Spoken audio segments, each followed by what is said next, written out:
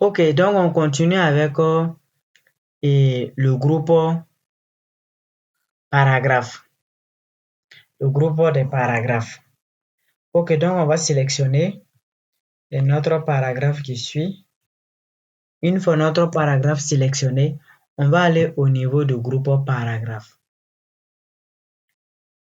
Bon, je m'excuse, ici on ne va pas sélectionner tout en même temps comme ça d'abord. Comme on va aller ligne par ligne, cette première ligne et après la ligne qui suit. Ok, ligne par ligne, on est au niveau de notre quatrième paragraphe.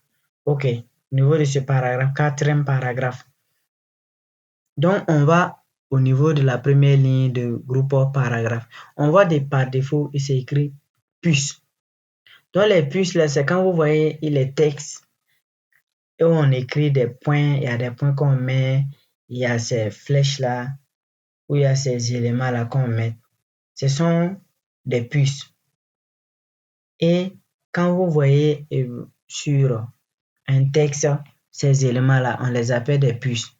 Donc, si vous voulez mettre une puce là, vous vous arrêtez sur le curseur cliente au niveau du paragraphe en question. Si vous partez au niveau de la puce là, ça prend en même temps et ça met. Parce que les puces là, tiennent compte des paragraphes. C'est pour cela qu'il a considéré tout ce bloc-là comme étant un paragraphe. Donc, il a associé ça seulement à une puce. S'il y avait plusieurs paragraphes, vous allez voir que c'est le paragraphe où le curseur se trouve là qui sera concerné par la puce. L'exemple simple, les autres n'ont pas pris. Ok, maintenant j'ai pris, je repars et puis vous allez voir. J'ai pris celui-là. Supposons que moi j'ai dit, ok, ordinateur, moi je veux changer de paragraphe. Et je clique sur au niveau de la première ligne et je clique sur devant, vous pouvez. Quand je clique là-bas, je vais voir le curseur qui clignote. Donc, je vais faire entrer. Je vais taper sur le clavier, la touche entrée. Quand je tape comme ça permet de faire saut des paragraphes. Ça veut dire ça permet de changer le paragraphe. Donc, automatiquement, il a envoyé la ligne suivante là à un autre paragraphe. Donc, automatiquement, la puce qu'on avait sélectionnée au début là, l'ordinateur a considéré que pas. Donc, je dois mettre la même puce là à la ligne en question que je viens de rendre en paragraphe. Si je reviens aussi, le même principe ici, taper Entrée, c'est ce que ça va faire. Maintenant, si je veux changer, je reste ici.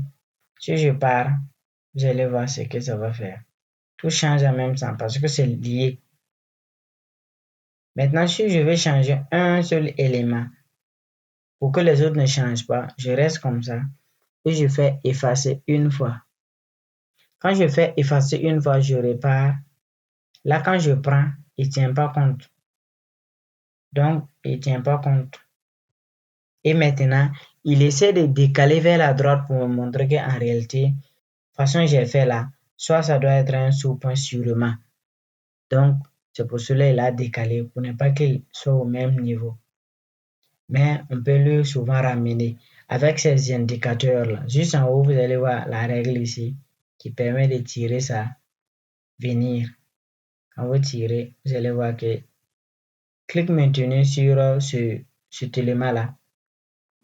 Ça va vous permettre de pouvoir ramener ça au même niveau. Donc, voici un peu les puces. Quand je viens ici, je peux prendre la puce que je veux.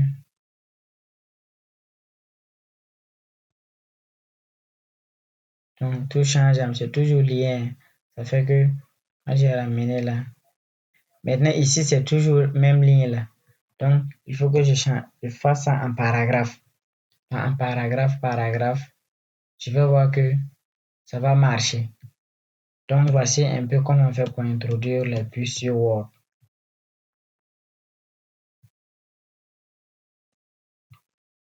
OK. Donc, j'efface. Après les puces, et on a maintenant les numérotations. Voici les numérotations par défaut déjà. Donc, ça numérote par paragraphe. C'est le même principe avec les puces. Donc, quand je viens ici, je prends ce premier élément et je prends la numérotation que je veux. Si je prends la numérotation 1 point tiré la voici. Ça a numéroté ce paragraphe-là comme 1. Si je viens au niveau de ce paragraphe, je vais cliquer ici et je pars au niveau de numérotation. Je prends le même principe. Donc, je vais voir que ça va numéroter ça automatiquement et ça met numéro 2. Si je viens ici aussi et que je pars toujours au niveau de la numérotation, c'est ce que ça va me faire. Et voilà, 3. Maintenant, il y a ce bouton qui apparaît. En réalité, c'est un bouton de quoi? D'option. On dit quoi? Recommencer la numérotation. Souvent, j'ai numéroté de 1 à 2 comme ça et je veux qu'à partir de 3 là, il recommence. Quand je clique comme ça recommence. Donc, c'est la technique qu'on utilise souvent pour numéroter de 1 à 5. On reprend encore la numérotation.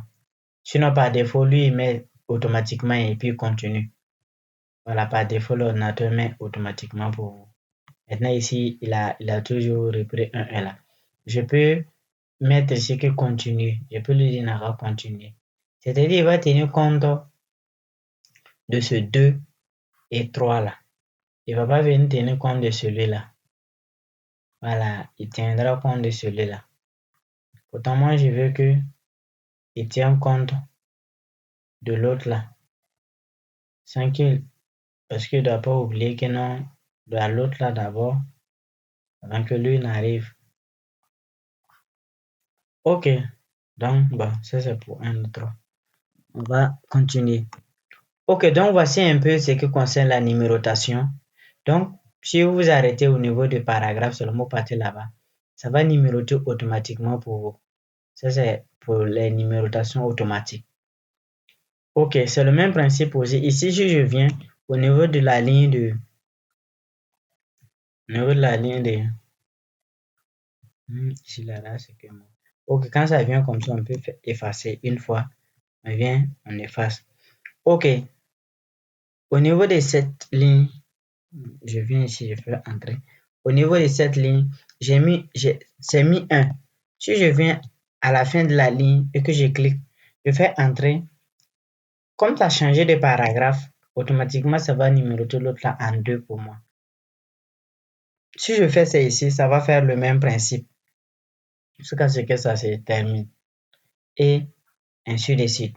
Maintenant, supposons qu'à partir de là, moi, je veux autre numérotation. Je peux choisir d'effacer une fois parce que je vais changer la numérotation. Et je repars au niveau des numérotations. Cette fois-ci, là, je prends un chiffre romain. Et je clique. Donc, ça veut dire que ça a recommencé, mais avec grand 1 maintenant. Il a juste décalé vers la droite pour nous montrer que non, bon, pour lui, c'est pas la même chose là. Peut-être c'est un sous-point. Maintenant, c'est à nous, on peut décider de ramener ça en cliquant sur ce petit point-là et venir derrière pour que ce soit au même niveau. Donc, voici un peu comment on peut faire pour changer les différentes numérotations quand on veut. Donc, dans la pratique, là, on verra comment utiliser. Dans les exercices encore, on verra comment les utiliser. Mais c'est mieux de générer ce texte et de suivre au fur et à mesure. Ok, je vais venir sélectionner ce paragraphe. Je ne sais pas c'est quel paragraphe maintenant. En tout cas, vous sélectionnez le paragraphe qui est un peu libre. Ok, j'ai sélectionné ce paragraphe. Ce point, on va le laisser. Les autres numérotations qu'on va utiliser, ces numérotations ne seront pas utilisées. Donc, on va venir au niveau de ces deux éléments, à gauche, à droite. Donc, diminuer le retrait et puis augmenter. Ici, on ne peut plus venir vers la gauche. Comme le sens l'indique, c'est venir vers la gauche. C'est déjà saturé. On est à la fin. Parce que ici, voici la marge. Donc, comme on est à la fin, ça ne peut plus. Quand je clique ici, venez à la droite, ça va venir vers la droite. Et ça condense l'écriture. Et je reviens comme ça. OK. Ici, j'en ai de trier, organiser la sélection par ordre alphabétique ou numérique. Ici, on n'a pas un tableau pour classer par ordre alphabétique pour les numéros. Ce texte-là, ça ne va pas fonctionner. Maintenant, l'option ça permet d'afficher tout ce qu'on a fait comme des effets qu'on a appliqués, mise en forme qu'on a appliquée. Ici, j'ai mis ici. Ces éléments, on ne peut pas les effacer. Mais c'est pour dire qu'à partir d'ici là, on a fait entrée pour mettre paragraphe. Ici aussi, on a fait un entrée. Donc, partout où il y a les points, ce sont des formes où soit il y a des trucs qu'on a eu à mettre. Comme son nom l'indique là, c'est afficher les marques de paragraphe ainsi que d'autres symboles masqués des mises en forme. Donc, ce sont des symboles masqués qu'on ne voit pas. Les entrées qu'on ne voit pas, les espaces que nous on fait et puis on ne voit pas, tout ça, il les marque. Donc, quand je repars là-bas, je sélectionne, je clique, tout disparaît. Ok, donc la ligne de paragraphe est terminée. On va venir maintenant au niveau de notre paragraphe est désélectionné. Ok, c'était ce paragraphe-là. Ok, donc c'était ce paragraphe. Ok, et on est ici. On est ici. Deuxième ligne maintenant du groupe paragraphe. Deuxième ligne du groupe paragraphe, par défaut, c'est celui qui est coché. Ça veut dire aligner le texte à gauche. Si on vient ici, ça veut dire centrer le texte. Donc souvent, quand on va dire de centrer le texte ou de centrer ce que vous avez sélectionné, c'est cet élément-là. Ça permet de centrer. Ça permet d'aligner à droite. Quand on clique comme ça, c'est comme il essaie de déplacer le texte et l'aligner vers la droite.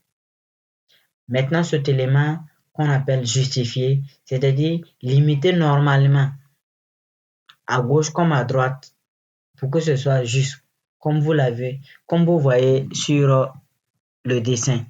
Comme gauche à droite doit être bien délimité. C'est ça et le justifier. Donc, dans les documents qu'on va saisir là, on va beaucoup justifier pour que ce soit bien correct. Ok, donc tout le texte là, on va sélectionner tout même. On va sélectionner tout.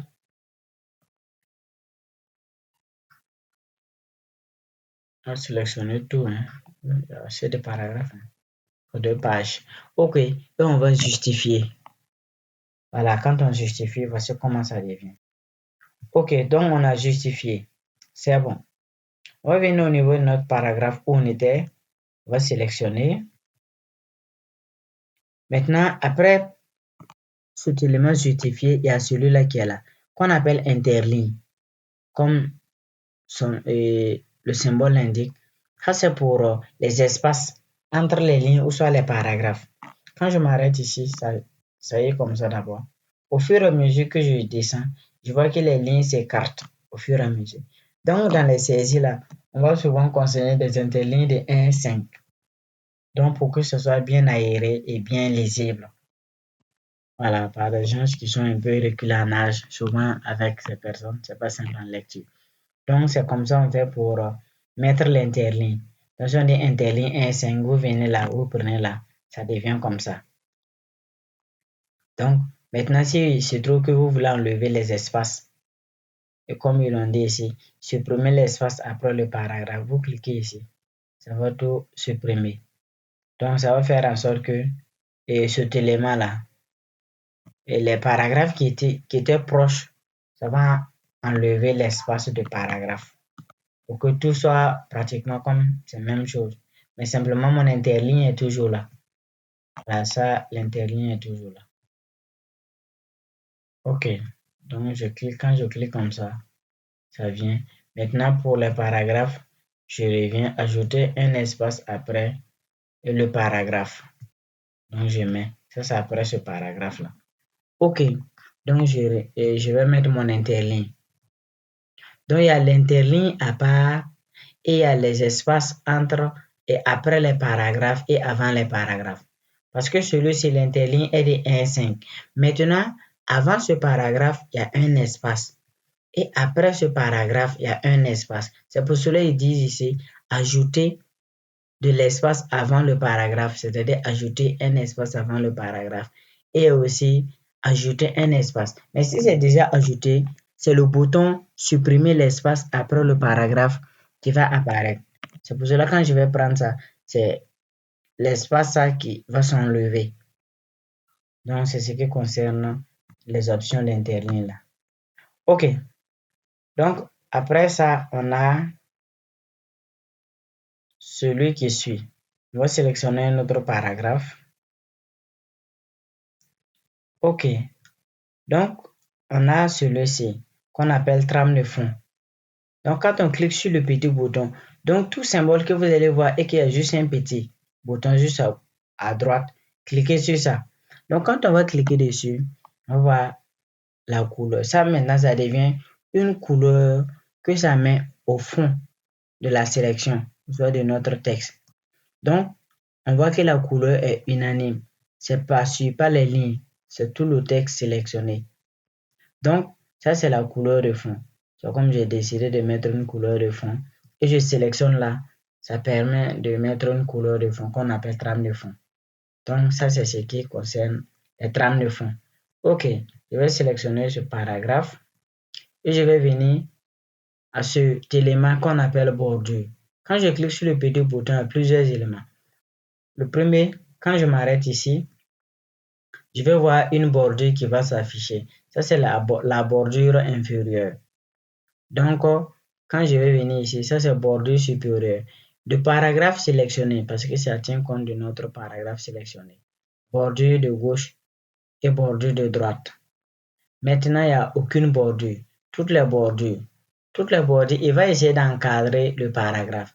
Parce que ce n'est pas un tableau, donc il ne peut pas rentrer à l'intérieur, diviser mon texte en tableau, non. Donc, il va essayer de tout encadrer. Comme on a dit, toutes les bordures qu'il peut utiliser là, il va les utiliser. Donc, voici ça un peu pour ce qui concerne les bordures. On va avoir d'autres bordures et on va voir les bordures encore dans l'exercice. Mais pour le moment, on va s'attarder à ces bordures-là. Ok, donc, si je prends ces bordures, toutes les bordures, voici comment ça devient. Donc, j'ai encadré mon texte facilement. Donc, voici ce qui concerne l'onglet paragraphe et ses éléments.